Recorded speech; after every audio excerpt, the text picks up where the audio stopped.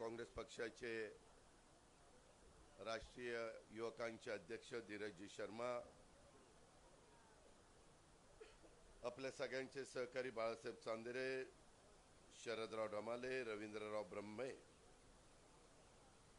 राजेंद्र हगवणे, महेश शिंदे, सुनील चांदेरे, अंकुश मोरे, रणजित शिवतरे, विक्रम कुटवड, भगवान पासलकर, चंद्रकांत बाटे, बालचंद्र जगताप, संतोष घोरपडे, बाबूराव चांदेरे, राजेंद्र रेणुसे, प्रवीण शिंदे, चंद्रकांत सूर्यवंशी, शांताराम इंगोले, माऊली कांबळे, चंद्रकांत भिंगारे, बाबा कंदारे, अमोल भगत, अमित कंदारे, जीवन कोंडे, प्रमोद निमण, श्रीकांत कदम, गोविंद निकाळजे, निर्मलाताई जागडे, संदीप पवार, राजेंद्र बांदल, वैशालीताई गोपाळ घरे, नीताताई नांगरे, कविताताई सागर, राजू वाघ, प्रशांत रानोडे, चंद्रकांत भिंगारे, चंदाताई केदारी, आनंद रोकडे, पंकज हारपुडे, सुनील वाडकर, सचिन अमराळे, आपले ज्यांच्या प्रचाराच्या निमित्तानं मी आपण सगळेजण जमलोय ते आपल्या सगळ्यांचे सहकारी महायुतीचे अधिकृत उमेदवार भोर, राजगड, मुळशी विधानसभा मतदारसंघाचे शंकरराव भाऊ मांडेकर, उपस्थित भाजप, शिवसेना, राष्ट्रवादी काँग्रेस, आरपीआय आणि आमच्या घटक पक्षांचे महायुतीचे सर्व सन्मान्य आजी माजी पदाधिकारी, सर्व कार्यकर्ते, सर्व बंधू भगिनी, पत्रकार मित्रांनो, मी आज येण्यामागचं कारण म्हणजे आपल्याला सगळ्यांना माहिती आहे की उद्याच्या 20 तारखेला तुमचा माझा महाराष्ट्र 5 वर्षाच्या करता कोणाच्या हातामध्ये द्यायचा अशा प्रकारचा निर्णय राज्यातल्या जनतेला घ्यायचा आहे। आणि हा निर्णय घेत असताना आपण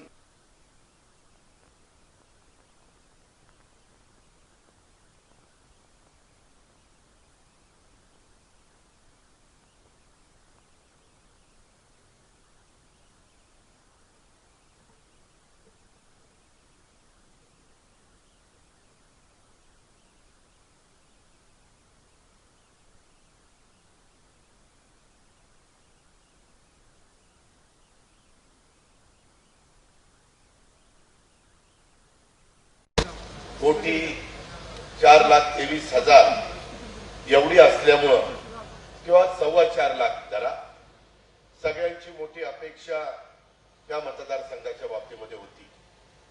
खरं तर सगळ्यांना समाधानी कोणीच करू शकत नाही। काहींनी अपक्ष अर्ज भरले, खरं त्यांना काढून घेण्याच्या करता सगळ्यांनी प्रयत्न केले, परंतु पक्षाचे राजीनामे देऊन काही जण उभे राहिलेले। शेवटी उभा राहण्याचा अधिकार घटनेचे शिल्पकार डॉक्टर बाबासाहेब आंबेडकरांनी सगळ्यांना दिला आहे, पण कुठेतरी पक्षाची शिस्त पाळली गेली पाहिजे आणि त्याच्यामुळं काही भागामध्ये अशा प्रकारची परिस्थिती निर्माण झाली। हे सगळं होत असताना माझ्या ह्या भागाचं प्रतिनिधित्व अनेक मान्यवरांनी आजपर्यंत केलेलं आहे, हे सगळं आपल्याला माहिती आहे।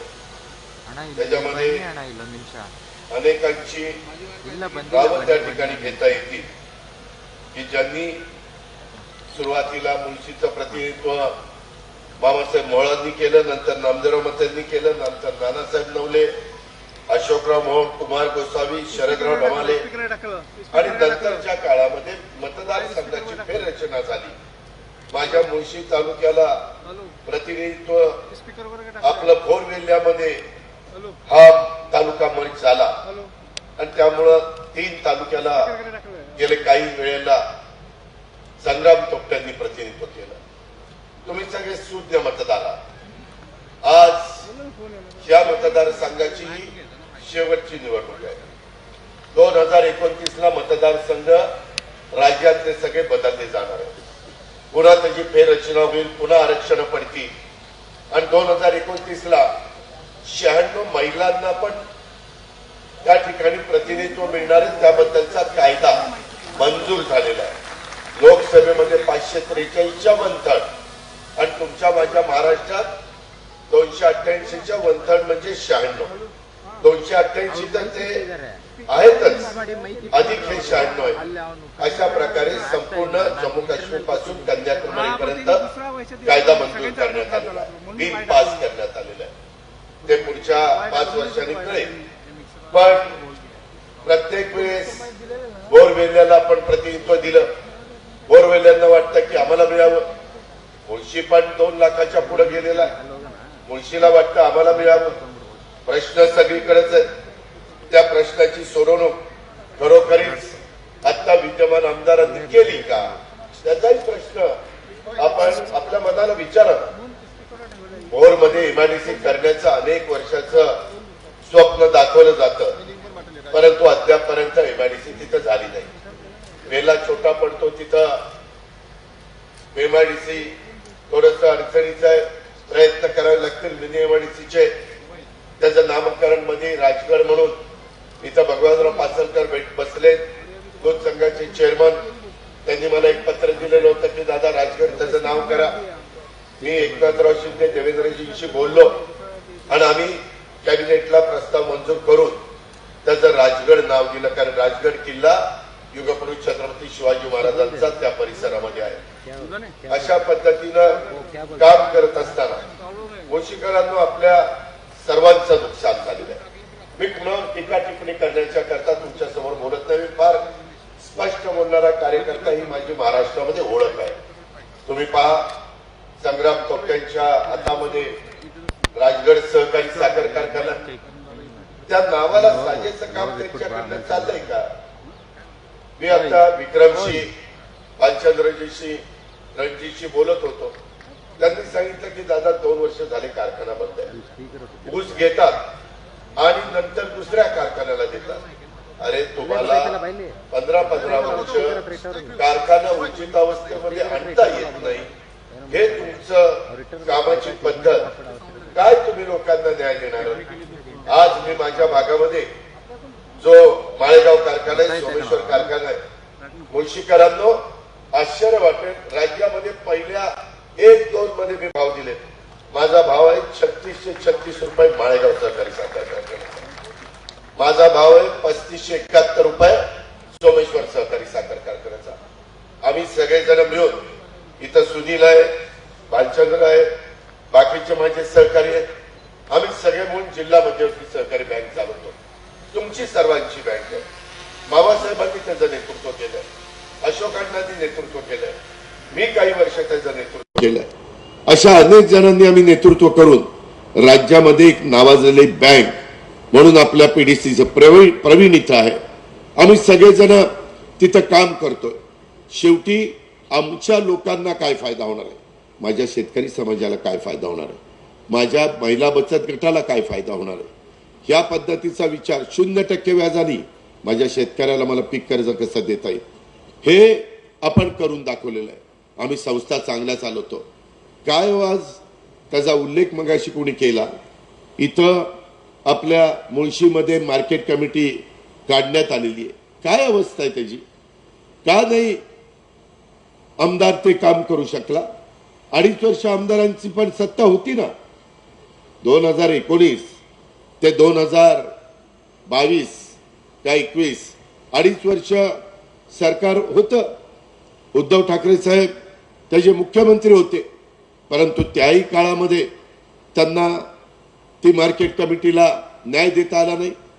त्यांच्या स्वतःच्या भोरची जुनी मार्केट कमिटी, तिचं पण आज काय अवस्था आहे ते जाऊन बघा. तिथल्या खरेदी विक्री संघाची काय अवस्था जाऊन बघा. अरे त्या आमदाराच्या अंगात पाणी असावं लागतं, त्यावेळेस तो त्या भागातले प्रश्न सोडवू शकतो. मी कुठल्याही बाबतीमध्ये आज राज्यामध्ये काम करत असताना, मगाशी शरदरावांनी पण सांगितलं, मी कधी दुजाभाव केला नाही. हा आपला, हा दुसऱ्याचा. कारण निवडून आल्यानंतर तो शेवटी आमदार 3-4 लाख लोकांचं प्रतिनिधित्व करत असतो. ठीक आहे, आम्ही एका पक्षाचे कार्यकर्ते असो. आज मी उपमुख्यमंत्री राज्याचा आहे.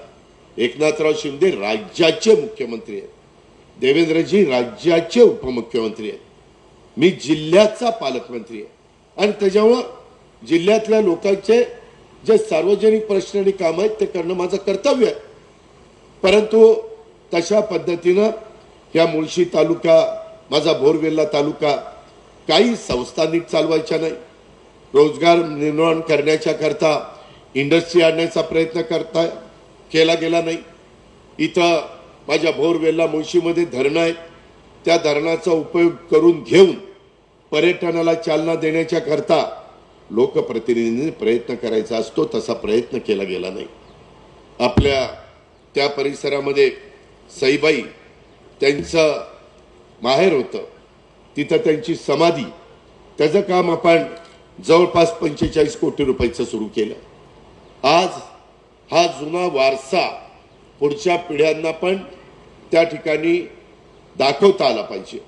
गड किल्ल्यांचं संवर्धन आपल्याला करायचं असतं, काय त्यांनी त्याच्यामध्ये लक्ष घातलं, काय पाठपुरावा केला, सभागृहामध्ये काय त्याला वाचा फोडण्याचं काम केलं। मगाशी कोणीतरी म्हणालं ह्यांचं काय झालं की वेगवेगळे अनेक जण उभे राहायचे, मताची विभागणी व्हायची आणि नेमकं त्याच्यामध्ये साधलं जायचं। माझे मुळशीकरांना आव्हान आहे, भोरवेल्ल्यामध्ये माझे प्रमुख सहकारी तिन्ही पक्षाचे इथं आहेत, त्यांनाही आव्हान आहे की बाबा इतके दिवस त्या भागातल्या व्यक्तीला प्रतिनिधित्व मिळालं, मुळशीवाल्यांनो आता तुम्हाला अनेक वर्षांनी प्रतिनिधित्व मिळण्याची संधी आलेली आहे। त्या संधीचं सोनं करायचं का काय करायचं हे तुम्ही बटन दाबून ठरवणार आहात। ह्या गोष्टीचा विचार करा ना। पिण्याच्या पाण्याच्या बद्दलचे प्रश्न आहेत, त्याच्याकरता टाटाचं धरणं आपलं उशाला आहे, त्याच्यातनं देखील आपल्याला अधिकच्या पाण्याची गरज आहे।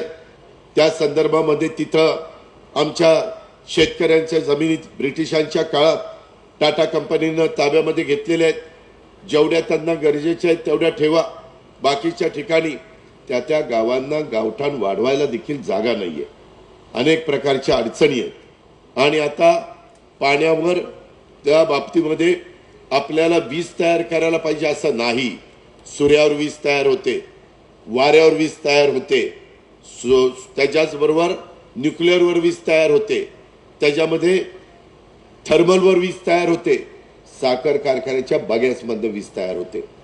अनेक प्रकारे वीज तयार करण्याचे नवीन तंत्रज्ञान विकसित झालेलं आहे। आता पाणी पहिल्यांदा माणसाला प्यायला आणि नंतर शेतीला अशा प्रकारची पाण्याची गरज आहे। आमचं वरसगाव, पानशेत, खडकवासला, टेमघर ही 4 धरणं आमच्या पुण्याला पाणी द्यायला त्याच्यामध्ये मोठ्या प्रमाणावर पाणी द्यावं लागतं। त्याचा परिणाम इंदापूर तालुका, दौंड तालुका, बारामती तालुका, हवेली तालुक्याला बसलेला आहे। त्याच्यामुळं इथं वीज तयार करून पाणी खाली सोडायचं आणि समुद्राला जायचं, त्यापेक्षा आम्ही सरकार म्हणून त्यांना वीज द्यायला तयार आहे। आता 9,500 मेगावॉट वीज आम्ही सोलरवर तयार करतोय, त्याच्या संदर्भातले टेंडर काढले, ॲव्हरेज 3 रुपये युनिटने आम्हाला ती वीज मिळालेली आहे। अशा पद्धतीनं नवीन नवीन गोष्टीचा आम्ही उपयोग करून घेतोय। रिंग रोडचं काम आपण त्या ठिकाणी करतोय। एक चांगल्या प्रकारे रिंग रोड माझ्या पुण्याला, पिंपरी चिंचवडला झाला पाहिजे, बरेच वर्षाची मागणी, लोकांना वाऱ्यावर सोडलं नाही, योग्य मोबदला देण्याचा प्रयत्न केलाय। यदा कदाचित कुठं काही राहिलं असेल सांगा, आम्ही मार्ग काढू, त्याच्यातनं आपण त्या माझ्या शेतकऱ्याला न्याय देण्याची भूमिका त्या ठिकाणी घेऊ। पुणे प्रचंड वेगाने वाढतंय, आज पुण्यामध्ये 8 विधानसभा मतदारसंघ आहेत, माझ्या पिंपरी चिंचवडला 3 आहेत, आता पुण्याचे पुढे 29ला 10 होतील, पिंपरी चिंचवडला कमीत कमी 4 किंवा 5 होतील। ह्या पद्धतीची एकंदरीत परिस्थिती आहे। शेवटी काळानुसार आपल्याला पण काही आपले गोष्टी बदलाव्या लागतात, ह्या पण गोष्टी आपण लक्षात घ्या। इथं भगवानराव पासलकर बसलेत, आपला पुणे जिल्हा दूध संघ काढला गेलेला आहे, ती जमीन आपल्या दूध संघाच्या नावावर नव्हती, आतापर्यंत त्यांनी 10 एकर आरक्षण तिथं पडलेलं होतं, ते 10 एकराचं आरक्षण आम्ही उठवलं आणि ती माझ्या शेतकऱ्यांच्या मालकीची जमीन मोकळी करून टाकली। ज्या ज्या गोष्टी माझ्या पुणे जिल्ह्याच्या सर्वांगीण विकासाच्या करता मदतीच्या असते त्या करण्याच्या करता आम्ही सगळेजण आमचं सर्वस्व पणाला त्या ठिकाणी लावतो। माझी खरोखरीच तुम्हाला सगळ्यांना विनंती आहे, उद्याच्याला शंकर मांडेकर निवडून आल्यानंतर इथं जिल्हा परिषद, तालुका पंचायतीचे तिकीट कोण वाटणार, भोरवेल्ल्याच्या परिसरात काय करणार, तो आमदार राहील, तिकीट मी वाटेन, तुम्ही काळजी करू नका। त्याच्यामध्ये त्या बाबतीमध्ये कुणावर अन्याय मी होऊन देणार नाही. मी नेहमी तरुण रक्ताला देखील वाव दिलेला आहे. मी कधी काही जुन्या नव्यांचा अतिशय चांगल्या पद्धतीनं त्या ठिकाणी समन्वय साधण्याचा प्रयत्न केला. ही गोष्ट तुम्हाला नाकारता येणार नाही. आज इथं आल्यानंतर मला सर्वस्वी तुकाराम बुवा हगवणे असतील, स्वर्गीय माझे सुभाषराव अमराळे असतील, स्वर्गीय सखाराम मारणे, स्वर्गीय बबनराव नांगरे, स्वर्गीय रमेशचंद्र उर्फ आबासाहेब डबाले, स्वर्गीय सुरेशदादा हरपुडे आणि स्वर्गीय पांडुरंग राऊत ही आज माणसं आमच्या जीवाभावाची, आपल्या जीवाभावाची आज हयात नाहीये. त्यांना मी या निमित्तानं भावपूर्ण श्रद्धांजली अर्पण करतो. मी माझ्या राजकीय जीवनाला सुरुवात केली 1991ला मी खासदार झालो. त्यावेळेस या सगळ्यांचा माझा संबंध आला. मला तर पांडुरंग राऊतांची ती टोपी, ते जॅकेट, त्यांचं ते पुढारीपण, अक्षरशः जिथं कुठं सभा असतील तिथं पांडुरंग राऊत तुम्हाला दिसणार. प्रत्येकाला आवड असते आणि त्याच्यातनं त्यांनी या माझ्या तालुक्याचा चेहरा मोहरा बदलण्याचा प्रयत्न केला. आम्ही एवढ्यावरच मित्रांनो त्या ठिकाणी थांबलो नाही. एकंदरीतच काम करत असताना तुम्ही बघितलं, माझ्या विशेषतः मोसेखोर सर्व गावांना विद्युत पुरवठा करण्याचं काम आम्ही केलं. प्रवीणनी पाठपुरावा केला. मी त्यामध्ये पालकमंत्री होतो, सरकारमध्ये होतो. मुळशी धरण भागातील सर्व गावांना विद्युत पुरवठा देण्याचं काम अनेक वर्ष प्रलंबित होतं. वीज तयार होती तिथं, परंतु माझ्या त्या गावांना वीज मिळत नव्हती. तो विद्युत पुरवठा दिला. माले इथं 33/11 केव्हीचं सबस्टेशन, याचं काम आपण पूर्ण केलं. बोर, वेल्हा, मुळशी ह्या तालुक्यातील 200 गावांना आपण विद्युत पुरवठा करण्याचं काम केलं. बावधनला आणि परिसरातल्या गावांच्यासाठी 220/22 केव्हीचं सबस्टेशन 50 कोटी रुपयाचं आपण त्या ठिकाणी मंजूर केलं. पुणे जिल्ह्यातल्या आमच्या महावितरण यांच्या विकास कामाच्या करता डीपीडीसीतनं 100 कोटी रुपयाची तरतूद केली. मुळशीकरांनो, मी ज्यावेळेस या जिल्ह्यामध्ये कामाला लागलो त्यावेळेस डीपीडीसी होती 40 कोटीची. 40 कोटीची. यंदा डीपीडीसी मी केली 1250 कोटीची. 1250 कोटीची. कारण मी अर्थमंत्री होतो, नियोजन खात्याचा मंत्री. नेमकं ते माझ्या हातात आलं.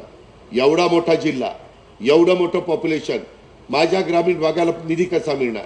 बाकीचा जिल्हा परिषदेचा उल्लेख मगाशी करण्यात आला, परंतु नुसती जिल्हा परिषद पुरेपूर पडू शकत नाही आणि म्हणून ह्या पद्धतीनं आपण काम केलं.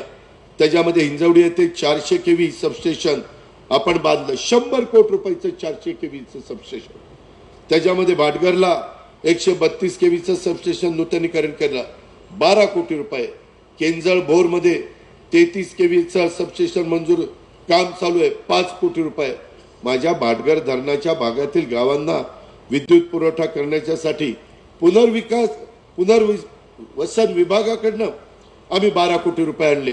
वीर जलाशयातील गावांना विद्युत पुरवठा करण्यासाठी पुनर्वसन, कारण मदत पुनर्वसन आता माझ्याकडे खातं, माझ्याकडे म्हणजे राष्ट्रवादीकडे 8.5 कोटी रुपये दिले. पुणे जिल्हा शिक्षण मंडळ, त्याच्यामध्ये अशोकराव मोहोळ तिथं होते, नंतर रामकृष्ण मोरे होते. मला तिथं संधी दिली. तिथं माझ्या भोर, वेल्हा, मुळशी गोरगरिबांची मुलं शिकतायत. माझ्या शेतकऱ्यांची, कष्टकऱ्यांची, समाजातल्या सर्व घटकाची मुलं शिकतायत. तिथं मी इमारती बांधण्याचा कार्यक्रम हातामध्ये घेतला. कुणाकडनं देखील, मुळशीकडनं 1 रुपया घेतला नाही, वेल्याकडनं घेतला नाही, माझ्या भोरकडनं घेतला नाही. तुम्ही मला मोठं केलं. तुम्ही मला अनेकदा उपमुख्यमंत्री केलं, या जिल्ह्याचा पालकमंत्री केलं. आज माझ्या अनेकांच्या ओळखी आहे. कुणाला शब्द टाकला तर CSR मधनं त्या ठिकाणी दानशूर व्यक्ती पैसे देतात. मी त्याच्यातनं 200 कोटी रुपये एवढ्या इमारती त्या ठिकाणी बांधल्या. आज बहुतेक ठिकाणी इमारती चांगल्या. जर काही कुठं कमी असेल तर सांगा, मी त्याच्यामध्ये लक्ष घाली. कारण शेवटी दर्जेदार शिक्षण माझ्या मुलामुलींना तिथं मिळालं पाहिजे. उद्याच्याला ते कर्तृत्ववान झाले पाहिजे. त्याच्यामध्ये त्यांच्यामध्ये ज्ञान आलं पाहिजे. आता स्पर्धेचं युग आहे. आता विद्येला महत्व आहे, ज्ञानाला महत्व आहे, उच्च शिक्षणाला महत्व आहे. त्याच्यावर श्रीमंती ठरती. ही पण गोष्ट तुम्ही सगळ्यांनी या निमित्तानं ध्यानामध्ये घेतली पाहिजे. आम्ही योजना आणल्या, एकनाथराव शिंदे, देवेंद्रजी, मी, आम्ही सगळ्यांनी मिळून, रामदास आठवले आमच्या बरोबर आहेतच, बाकीचे सहकारी आहेत. माझ्या माय मौलींच्या करता मला बरेच वर्ष योजना आणायची होती. मी माझी लाडकी बहीण योजना आणली. 2.5 कोटी महिलांना 1,500 रुपये दर महिन्याला 45 कोटी रुपये आम्ही त्या ठिकाणी मंजूर केले. 5 महिन्याचे 7,500 रुपये महिला, गरीब महिलांना अकाउंटला आले की नाही, पैसे मिळाले की नाही? अरे पैसे मिळाले सांगत पण नाही होय म्हणून. अरे ज्यांना 2.5 लाखाच्या वर उत्पन्न आहे, तुम्ही राव 10, 12, 15 लाखाच्या गाड्या घेऊन फिरतात, तुम्हाला कसं मिळेल? जे गरीब आहेत त्या महिलांच्या करता, तुमच्यातल्या ज्या 2.5 लाखाच्या आतमध्ये उत्पन्न आहे त्यांना मिळालं. सगळीकडे मी आता महाराष्ट्रात फिरतो. आज ते लोक योजना बंद करायला निघालेत. आपल्याला योजना बंद करायची नाही. आपल्याला तुम्हाला सबल करायचंय, सक्षम करायचंय. आपल्याला ती योजना चालू ठेवायची. माझ्या बांधवांना पाणी, यंदा पाऊस पाणी चांगलं झालंय. 3 हॉर्सपॉवर, 5 हॉर्सपॉवर, 7.5 हॉर्सपॉवर, वीज बिल 0 आलं की नाही? वीज बिल 0 बिलच पाठवली का प्रवीण? बिल मिळालीत का? सगळ्यांना 0 बिल दिलेलं आहे. काही आता सांगतात अरे मागचं बिल तसंच आहे. अजिबात नाही. मी जबाबदारीनं सांगतोय, मागचं बिल कुठलंही तुमचं ठेवलं नाही. चालू बिल सगळे पैसे भरलेत. आता तुम्हाला डबल 0चं बिल दिलेलं आहे. पुढेही योजना चालू ठेवायची. का तर शेतकरी जगला पाहिजे, शेतकरी टिकला पाहिजे. त्याच्यातून दुधाचा व्यवसाय पूर्वी मुळशीमध्ये जास्त होता, आता थोडासा कमी झाला. त्या जिल्ह्यात आहे त्यांना आता 7 रुपये लिटरला अनुदान देतोय. 28 रुपये. भगवानराव तुमचा दर काय दूध संघाचा? 28. 28 अधिक 7 35 रुपये. ही गोष्ट लक्षात घ्या. ते बोनस पण देत आहे. का तर माझा शेतकरी दूध उत्पादक जगला पाहिजे, टिकला पाहिजे. इथपर्यंत आम्ही थांबलो नाही. ह्याच्यामध्ये आम्ही 3 गॅस सिलेंडर मुक्त द्यायची योजना आणली. आम्ही मुलींना फुकट शिक्षण देण्याची योजना आणली कॉलेजचं. आम्ही त्याच्यामध्ये ज्या ज्या गोष्टी आणि जातपात बघितली नाही, सगळ्या घटकाकरता, मुस्लिम असतील, मागासवर्गीय असतील, आदिवासी असतील, ओबीसी असतील, ओपन असतील, सगळे फक्त त्या कॅटेगरीमध्ये बसले पाहिजे. डायरेक्ट अकाउंटला पैसे, शेतकऱ्यांचे पैसे कुणाच्या मार्फत नाही, दुधाचे डायरेक्ट त्याच्या अकाउंटला पैसे जातात. ह्यांचे पैसे डायरेक्ट अकाउंटला, तुमचं बिल डायरेक्ट तुमच्या हातात शून्याचं. या पद्धतीचं हे महायुतीचं सरकार आहे. केंद्रात मोदी साहेबांचं सरकार आहे. त्यांच्याकडनं कांदा निर्यात बंदी उठून टाकली. माझा शेतकरी नाराज होता. आधारभूत किंमत चांगली करण्याच्या करता तुमच्याकडे यायच्या आधी अमित शहाची, एकनाथराव शिंदेची, अजित पवारची, सुनील तटकरेची, देवेंद्र फडणवीसांची आणि चंद्रशेखर बावनकुळे आमची मिटिंग करूनच मी इथं आलो. इथनंही पुढे मला काही सभा आहे. सांगायचं तात्पर्य, केंद्रातनं करोडो रुपयाचा पैसा चांदणी चौकामध्ये काय अवस्था होती ट्रॅफिकची? किती कोटी रुपये दिले? कुणी दिले? नितीन गडकरींनी दिले. तिथं एनडीएच्या सरकारने दिले. 550 कोटी रुपये खर्च केले. तिथल्या जमिनी घ्यायच्या होत्या. मी पालकमंत्री होतो, तिथं कॉर्पोरेशनला सांगून ते काम केलं. अनेक बदल होत आहेत. अनेक बदल करावे लागतील. उद्याच्याला मेट्रो इथपर्यंत आणावी लागेल. त्याच्याशिवाय गत्यंतर नाही. हिंजवडीपर्यंत आणलीच, आणतोय. त्याच्यामध्ये तिकडं कात्रज, तिकडं सासवड, तिकडं उरई कांचन, तिकडं वाघोली, इकडं चाकण आणि इकडच्या बाजूला देखील आपलं भोगाव असेल, आपलं पौड असेल, इथपर्यंत ती आम्हाला आणावी लागेल. त्याशिवाय गत्यंतर नाही. वाहतुकीची कोंडी आपल्याला सोडावी लागेल. त्याच्या संदर्भातले ह्या सगळ्या गोष्टी आपल्याला कराव्या लागतील. मित्रांनो, एकंदरीतच खूप काही आम्हाला करायचंय आणि ते करत असताना बोरला एमआयडीसी असेल, बस स्थानक, काय अवस्था आहे बस स्थानकाची? अरे त्या एसटी स्टँड आहे का पिकअप शेड आहे कळना. येऊन बघा बारामतीचं बस स्थानक. अरे लोकप्रतिनिधीच्या अंगामध्ये पाणी असावं लागतं त्यावेळेस तिथं अशा प्रकारची कामं होतात. हे नुसतं आपलं शांत असं अरे नुसतं असं नाही चालत. अधिकारी लोकप्रतिनिधी खमक्या असावं लागतो. प्रशासनावर त्याची पकड असावी लागते. प्रशासनाला सांगितलं हे काम झालं पाहिजे, काम नियमात बसत नसेल तर आम्ही कार्यकर्त्यांना सांगू, चंद्रकांत हे काम नियमात बसत नाही, नाच सोडून दे. पण काम होत असेल तर हेलपाटे नाही लावून द्यायचे, ते नाही खपून घेणार. शेवटी लोक महत्वाची आहे, शेवटचा माणूस महत्वाचा आहे, ही गोष्ट आपण लक्षात ठेवा. आरोग्याच्या संदर्भातले प्रश्न, आरोग्य सुविधा, त्याच्यामध्ये वाहतुकीची कोंडी सोडवण्याचे प्रश्न, हिंजवडी असेल, माण असेल, सूस असेल, भुगाव असेल, बावधन असेल, मग त्या रस्त्यांचं मजबूतीकरण, पुनर्विकास करण्याचा कार्यक्रम, त्याच्यामध्ये IT पार्कमध्ये स्थानिक तरुणांना रोजगार देण्याचा कार्यक्रम, कौशल्य विकास प्रशिक्षण केंद्र स्थापनेच्या संदर्भातला वादा, दर्जेदार अशा प्रकारचे शासकीय शाळांची गुणवत्ता सुधारून त्याच्यातनं प्रशिक्षण केंद्र उभी करण्याचा निर्णय, अशा खूप काही माझ्या भोरमध्ये MIDC, राजगड तालुक्यातून भोर तालुक्यातून कोकणात जाणाऱ्या रस्त्यांना विकसित करण्याचा वादा, या सगळ्या गोष्टी आम्ही करू. मी यावेळेस आमदारांना 3-3, 4-4, 5-5 हजार कोटी रुपये दिले. तुम्ही महायुतीचा विचाराचा आमदार द्या.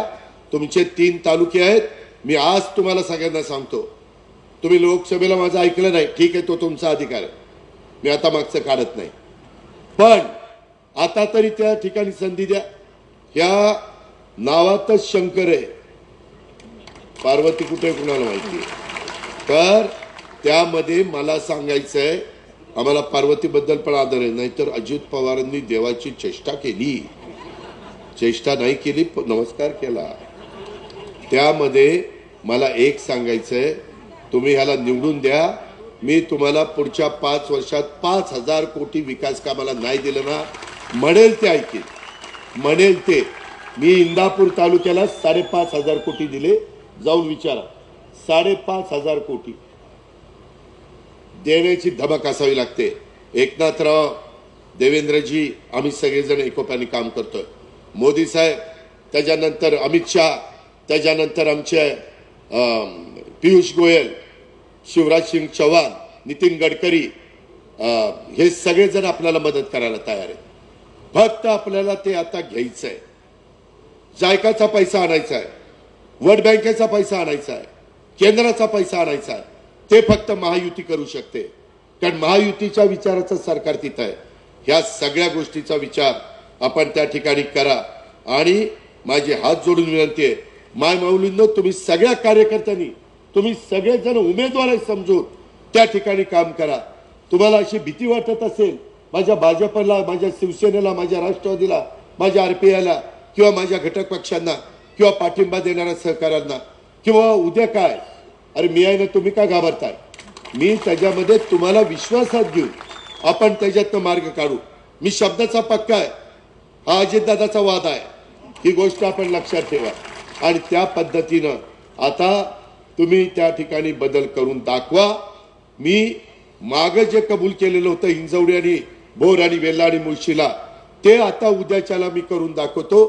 ही माझी तुम्हाला 100% खात्री देतो. आणि आता खरं तर मला मोठी सभा घ्यायची होती, मला अजून एका ठिकाणी जायचंय. पायलट म्हणतो 4:50ला टेक ऑफ घेतला पाहिजे. मी आता निघतो, पण गाफील राहू नका, रुसू नका, फुगू नका, नाराज होऊ नका. आज संधी नाही मिळाली तर दुसरीकडे संधी देईल, आणि आजची भर दुसरीकडे भरून काढील. एवढंच सांगतो आणि थांबतो. जय हिंद, जय महाराष्ट्र.